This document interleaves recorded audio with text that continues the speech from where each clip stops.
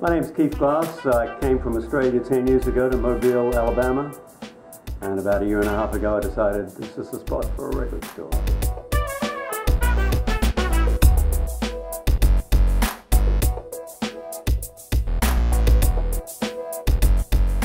We've got a main room. We've got about 3 other rooms out the back full of stuff that's either on its way to the dumpster or to our twice yearly sale or specialist items. We've got a 45 room that we've lost people in all day, and I hope we don't forget they're there at the end of the day when we lock up. We almost have.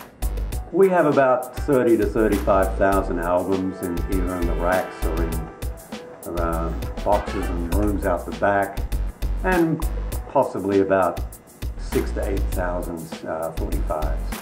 And assorted other things, a few 8-tracks, even a few CDs, and more than a few cassettes, because of course they breed. You start off with 2 and you end up with 20 the next day when you come in. I've been dealing with records most of my life. I opened the first store in 1971 in Melbourne, Australia. Vinyl, everyone's saying vinyl's back, and that's certainly true, but it never really went away. The pressing plants that are now working 24/7. As for future trends, is it a fad at the moment?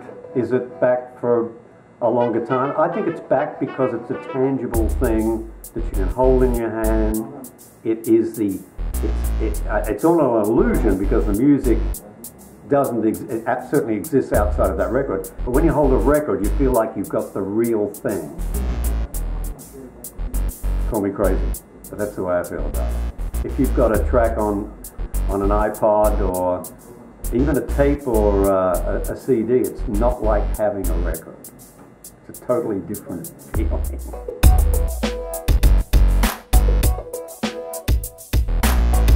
I love selling records. I love finding records, I love collecting records, buying records and selling records. And listening to records. That's Nick.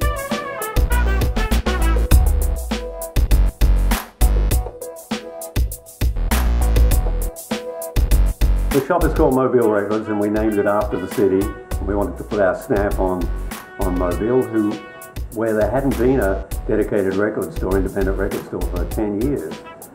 And you can find us on Facebook. We're Mobile Records on Facebook. Just like us if you possibly can. And if you're in the neighborhood, we're on the corner of Imogene and Sage in Midtown, Mobile. Come on down.